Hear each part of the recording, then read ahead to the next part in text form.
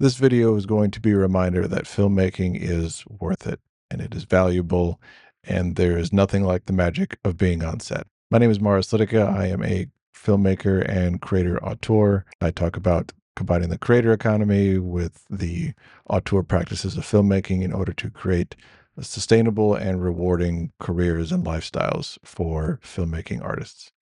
And this video this week is going to be a little bit of a rant. I'm not quite sure where it's going to go, but I just want to reflect on an experience I had earlier this week being on set with my longtime collaborator, friend, and producer, Chris Hall, on his short horror proof of concept called Deep Waters. For those who don't know, a proof of concept is kind of like a long teaser or trailer. It sometimes can be just a scene from a feature film. It could be a short film all of itself that's self-contained. Whiplash had a proof of concept. I forget the name of it, but it was just a short film that was essentially that scene when he first meets the music teacher and gets the cymbal thrown at his head. Chris has been developing this horror film about mysterious spirits and monsters on a lake that use people's guilt and emotions to lure them in and drag them down into the deep water so they can bolster their numbers and feed itself. I haven't read the feature in a long time, but that's what I remember. So we decided to start actually trying to shoot this proof of concept around last month, and Chris kind of brought it together really fast, and I was helping out a bit. And this past week, we shot up in Lake Peru, up by Santa Clarita, and it was just an amazing time.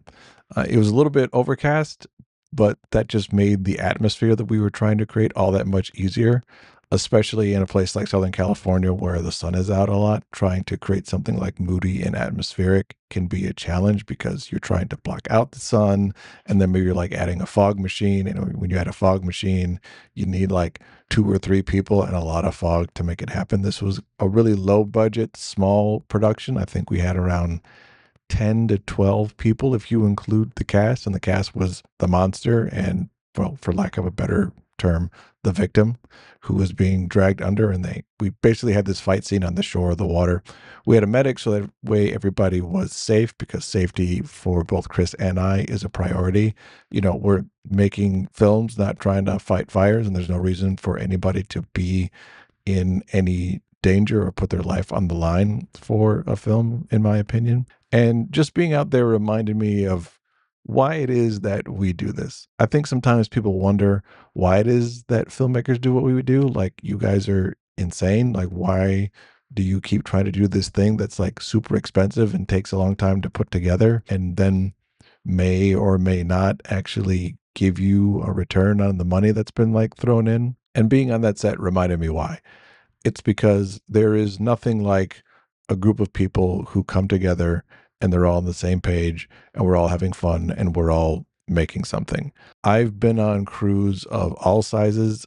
The crew that I'm shooting the documentary Becoming Aria with is around like 2 to 3 people max. It's me, sometimes my DP, and then Aria. That's it. And then I've been on crews that are hundreds of people. I've worked on films like Pirates of the Caribbean, and I think it was Resident Evil 4, the 3D one. There was a period of time where there was a lot of 3D movies being made, and I worked for this company that did a lot of Christopher Nolan's miniatures work, and they did a lot of other VFX work. So I got to work on some really big productions, such as the proof of concept for the film Gravity, which that is a story that I will relay at some point. When you get on a crew that is that large, you don't really get to know everybody. You mostly talk with the people who you are in your department. And for my case, during that time, it was the production department. So I talked with a lot of other production assistants and production managers. And then occasionally you would run into other people. And it becomes a little high school-esque, not in the way that's toxic, where this group doesn't talk to that group, but you mostly talk with people who you already know. And you don't really get to know everybody, even though you'd really like to, because there's people in all kinds of departments doing all kinds of really cool stuff. And in the case of like Pirates of the Caribbean, we were building life-size ships and putting them in large swim tanks and then blowing them up in the air. We even had the monkey come out, which We were warned not to talk to the monkey, look at the monkey, get too close to the monkey. Apparently, the monkey is very temperamental for Pirates of the Caribbean, if you wanted to know. But he performs well, so I guess he's like some actors. But being up in Lake Peru on this short horror film proof of concept, it's kind of like summer camp for a day. Everybody's there, everybody's having fun. Yes, we are working, but we're all having a good time. We're laughing, we're joking.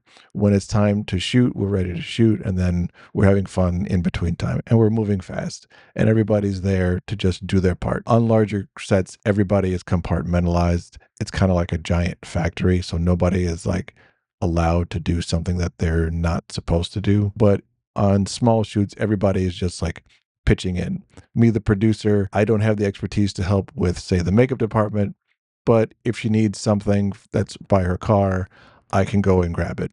There's no egos. There's no, this is not my responsibility. I don't do this. Go talk to somebody else. It's just all, what is it that I can do to make this shoot go faster or be better? And that's why we do this. That's the magic of wanting to be a filmmaker and wanting to be on set. That is the magic of set, which is really what we are all trying to get back to. Set is really like the fun part. You spend a lot of time trying to, well, A, get the movie financed and made, and that's a long struggle. And then when you're on set, that's kind of just when you get to like have fun and experiment, and it should be fun. And that's why we do it. And that is also why I think things like AI and generative video can't replace this experience completely, because those of us who have done it just want to keep doing it. And even one of our crew had just graduated from film school. And I know I rail a lot about like film school and why it's a waste of money, but there also has to be room for people who don't have access to other people, or who are not even sure if they want to do film, but they get a chance to experience it. And being on a set, even if it's just with a bunch of other students, gives you a taste of what it could be like. And I think that's important not only for filmmaking as a whole, but just for people to get a sense of that, yes, being an artist and being a filmmaker is something that is important and is needed. And that experience can't be replicated by someone just trying to generate everything, because part of the magic of filmmaking is the things that you don't expect, and that usually comes from somebody else. I know we give a lot of credit to like the auteur director who comes up with all the ideas, but really what a director does is just gives people a vision so they can use their expertise to execute it. Like in the case of this film, Chris, the director, has a vision, but the makeup artist has to come with their own ideas of what they think it could look like. And then the wardrobe person adds on how that wardrobe can augment that idea. And then the stunt coordinator sees how the creature is looking and he thinks, okay, he should move this way. And then the performer says, but I've also got this idea that I should move this way and do this. And it's all these ideas coming together. And that's the result that you see on screen. And also beyond seeing on screen is all the things that happen like off screen, all of the jokes and experiences and stories that we share with each other. Part of the thing of being on set is, yes, we want to all be working on great projects. And this project, I think, is a wonderful one. But we've also worked on projects that aren't so great, or they didn't come out so great. But the experience was wonderful. And then you see that person like 3 months later, and you're like, hey, we worked on that thing together. Remember that? And you just have this bond that you can't quite get somewhere else, because you spent days and days and days working on something together. And those are the things that you remember. It's the stories. And when you put on the film that either you made or you worked on, that's the first thing that really comes in mind is the stories. Like a certain scene comes on and you remember like, oh yeah, we had to do that. And that was like really challenging, but this funny thing happened. And that's what you want to talk about. And that's what you want to experience again. One of the things that happened while we were there was half of the crew went out to shoot, and then the rest of us were setting up the set in right by the shoreline. And then a deer came by and it got like pretty close, and we all took pictures of it. And then I'm sure when we meet up again, we're going to be talking about that time that we were out there and we saw that deer. And hopefully with this project, we have some connections that we're going to be getting in front of and trying to see if we can take this from proof of concept short film, which will run in festivals, but we will try to make it into a feature film.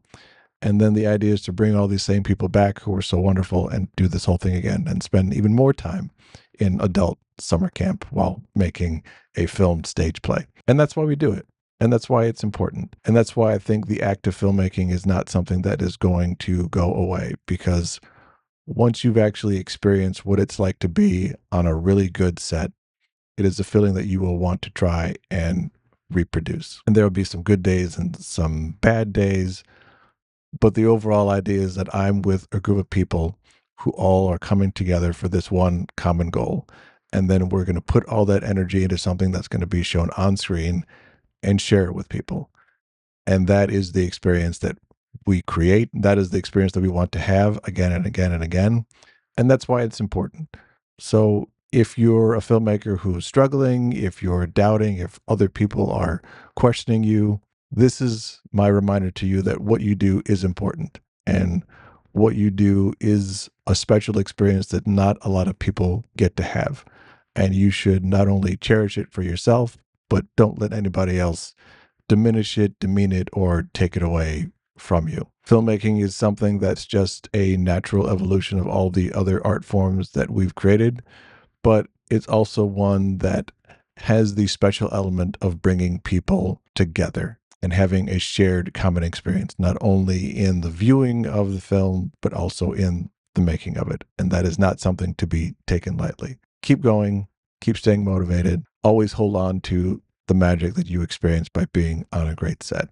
And we only get to be on so many of them, so cherish the ones that are great and the times that you get to do it. So that's my reminder to you. Don't forget to like, subscribe to this YouTube channel, subscribe to my Substack, marislitica.substack.com, and I will leave a link in the description below. Drop me a comment and let me know if you prefer this, me just going off on a tangent, this style, or if you like the more produced things that I do, which has like the music and the B-roll and all that.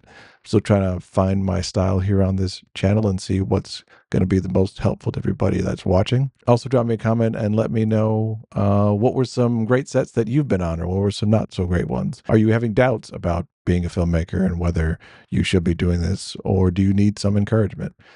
My goal here is just to not only provide frameworks, but also to give encouragement for people to keep going and not give up on their dreams and their passions. So thank you for watching, and I'll see you next time.